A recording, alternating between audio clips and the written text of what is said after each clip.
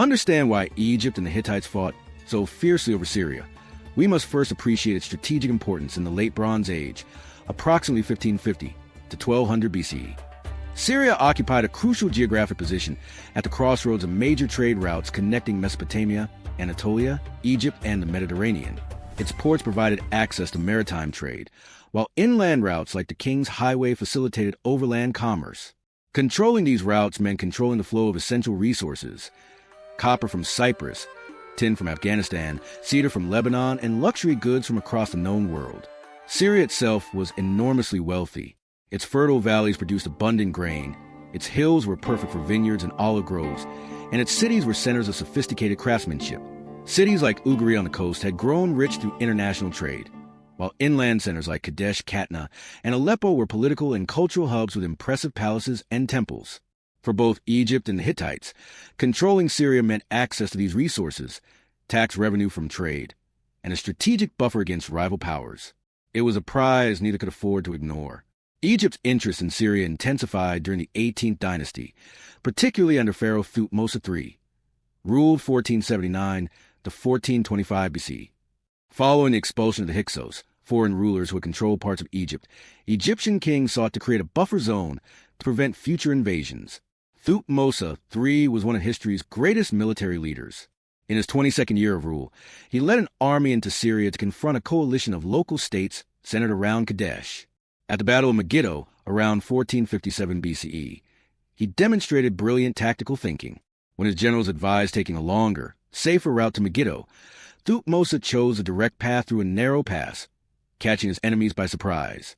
The resulting victory established Egyptian dominance in southern Syria. Over 17 subsequent campaigns, Thutmose extended Egyptian control northward, eventually reaching the Euphrates River. He established a system of vassal states, with local rulers pledging loyalty to Egypt while maintaining internal autonomy. Egyptian garrisons were stationed at strategic points, and the sons of Syrian rulers were brought to Egypt as hostages to ensure their father's loyalty. The Amarna letters, diplomatic correspondence discovered in Egypt, reveal how this system worked. Local rulers addressed the pharaoh as "my son" and "my god," emphasizing their subordinate status. They sent regular tribute and requested Egyptian aid against rivals or invaders. One Syrian ruler, Rib-Hadda-Biblos, sent over 60 increasingly desperate letters to Egypt begging for military assistance against his enemies. While Egypt dominated southern Syria, a new power was emerging in Anatolia, modern Turkey. The Hittites, an Indo-European people, had created a formidable kingdom centered on their capital Hattusa.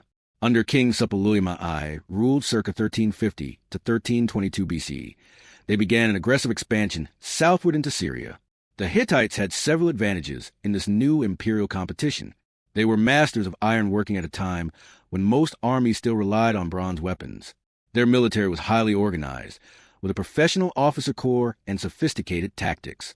Perhaps most importantly, they were willing to make long-term commitments to military campaigns, unlike Egyptian pharaohs who typically returned home after a single season of fighting. Suppiluliuma's opportunity came during a period of Egyptian weakness. While Egypt was distracted by internal religious reforms under Pharaoh Akhenaten, the Hittite king launched a devastating one-year campaign into Syria, capturing numerous Egyptian vassal states. He followed this with a 6-year campaign that consolidated Hittite control over northern Syria. The Hittite approach to imperial control differed from Egypt's. Rather than ruling through local vassals, they often installed members of the Hittite royal family as kings of conquered territories. They also formalized relationships through detailed treaties that specified obligations on both sides. These treaties, preserved on clay tablets, represent some of the most sophisticated international legal documents from the ancient world.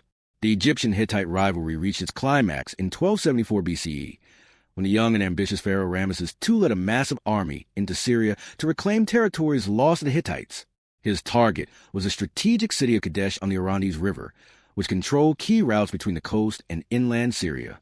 The Hittite king Muwatalli II anticipated the Egyptian move and assembled his own forces north of Kadesh. What followed was one of history's most thoroughly documented ancient battles, recorded in both Egyptian and Hittite sources. Ramesses divided his army into 4 divisions, named after Egyptian gods: Ammonius, Ra, Ta, and Seth. As the Ammonius division, with Ramesses personally commanding, approached Kadesh, they captured 2 Bedouin, who claimed that the Hittite army was still far away. These were actually Hittite spies planted to deceive the Egyptians. Believing the Hittites were distant, Ramesses pushed forward with just the Ammonius division, leaving the others to catch up. It was a nearly fatal mistake. The Hittite army was actually hidden behind the city of Kadesh, and they launched a surprise attack that nearly destroyed the isolated Egyptian division.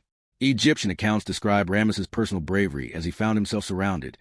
His majesty shone like his father Mont, the war god, and he charged into the foe from Hutti, being alone by himself and none other with him. While this is clearly propaganda, archaeological evidence confirms that the battle was enormous by ancient standards, involving perhaps 5,000 to 6,000 chariots and tens of thousands of infantry on both sides. The arrival of Egyptian reinforcements prevented a total disaster, and the battle ended in a tactical draw. Ramesses was forced to retreat to Egypt, while the Hittites maintained control of Kadesh and northern Syria. For 16 more years, Egypt and the Hittites continued their struggle for Syria, with neither side able to gain a decisive advantage. Meanwhile, a new threat was emerging. The growing power of Syria to the east threatened both empires. In 1258 BCE, Ramesses II and the new Hittite king Hattusili III agreed to a remarkable peace treaty, the earliest such document to survive in its entirety. The treaty was recorded on silver tablets, now lost, and in clay tablet copies found in both Egypt and the Hittite capital. Remarkably, both the Egyptian and Hittite versions have survived, allowing historians to compare how each side presented the agreement. The treaty established a permanent peace and alliance between the two powers, with Syria effectively divided between them. Southern Syria remained under Egyptian influence, while the north became part of the Hittite sphere. The treaty included provisions for mutual defense, extradition of political refugees, and dynastic marriage to seal the alliance. 13 years after signing the treaty, Ramesses II married a Hittite princess, daughter of King Hattusili III, further cementing the peace. Egyptian records describe the elaborate procession that brought her to Egypt, along with a massive dowry. The former enemies had become allies, and Syria enjoyed a period of relative stability under this balance of power. How did ordinary Syrians experience this period of imperial competition?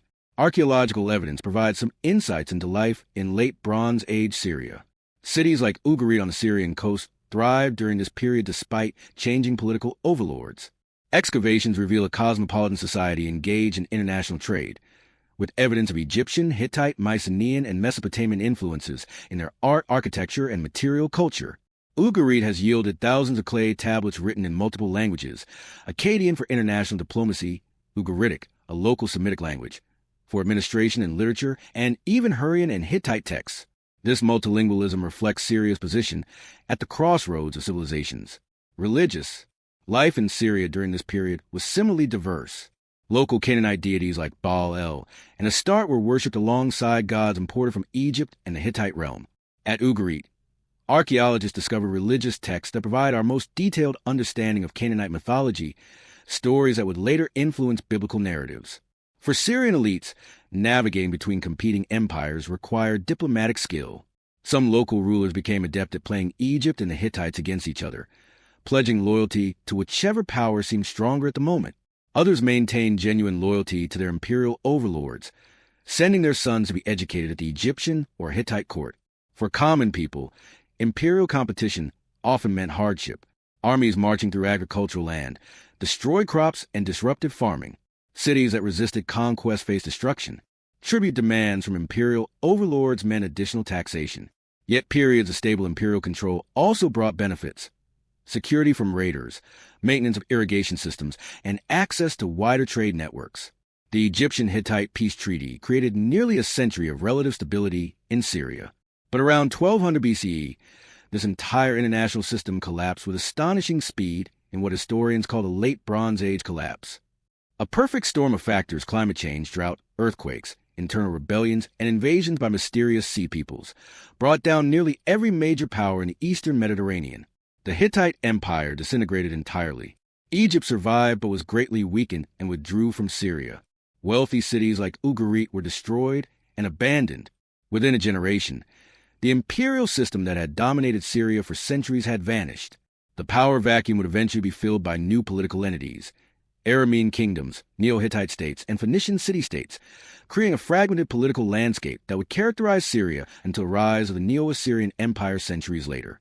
The struggle between Egypt and the Hittites for control of Syria represents one of history's first documented great power competitions. For nearly 2 centuries, these ancient superpowers deployed armies, spies, diplomats, and marriage alliances in their quest to dominate the strategic region. Syria's experience during this period reveals a pattern that would repeat throughout its history. Its strategic location and abundant resources made it both prosperous and vulnerable, a prize that distant empires would fight to control. The local population adapted to these realities, developing sophisticated diplomatic skills and a cosmopolitan outlook that embraced diverse cultural influences. The Egyptian-Hittite peace treaty stands as a remarkable achievement, a moment when ancient rulers recognized that endless conflicts served neither side's interests. This diplomatic revolution created a framework for international relations that was surprisingly modern in its concepts of mutual recognition, defined borders, and collective security. Yet the ultimate fate of the system, collapse in the face of environmental and social crises, offers a sobering reminder of the fragility of even the most powerful imperial structures. When the foundations of society are undermined by climate change, resource scarcity, and mass migration, even great empires can fall with stunning rapidity. As we look at Syria's ancient past, we see not just the rise and fall of empires, but the resilience of local communities who survived these imperial struggles and preserved their cultural identity despite centuries of external domination.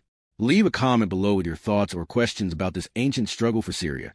And don't forget to share this video with anyone interested in ancient warfare, diplomacy, or the surprising sophistication of Bronze Age international relations. Until next time, I'm your host, and this has been Echoes of the East.